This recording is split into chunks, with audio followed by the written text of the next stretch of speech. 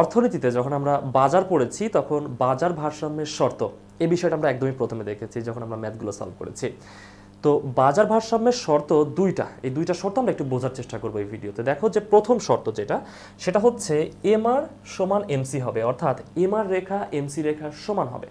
এটাকে বলা হয় প্রথম শর্ত বা প্রয়োজনীয় শর্ত, অর্থাৎ যেটা অবশ্যই অবশ্যই প্রয়োজন সেটাকে বলি আমরা কি, প্রয়োজনীয় শর্ত। ঠিক আছে, অর্থাৎ এই শর্তটা ফিল আপ না হলে কোনো অবস্থাতে বাজারে ভারসাম্য আসবে না।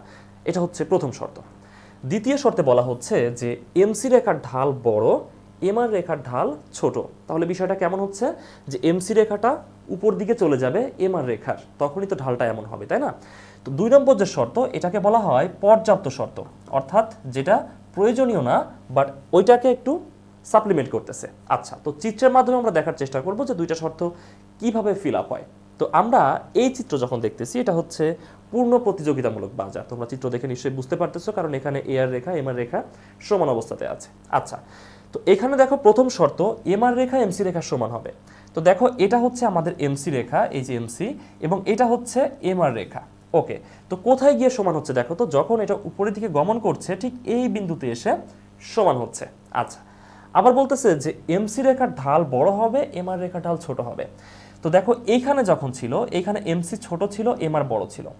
ঠিক আছে, তাহলে এখানে আমরা লিখি যে এখানে এমসি ছোট, এমআর বড়। আবার যখন আমরা এইখানে চলে আসতেছি তখন কি হচ্ছে দেখো, এমসি বড় হয়ে যাচ্ছে এবং এমআর ছোট হয়ে যাচ্ছে। তো এখানে এসে আমাদের ভারসাম্যের শর্ত দেখো ফিল আপ হচ্ছে, কিন্তু কোন জায়গা থেকে শুরু হলো ফিল আপ হওয়া?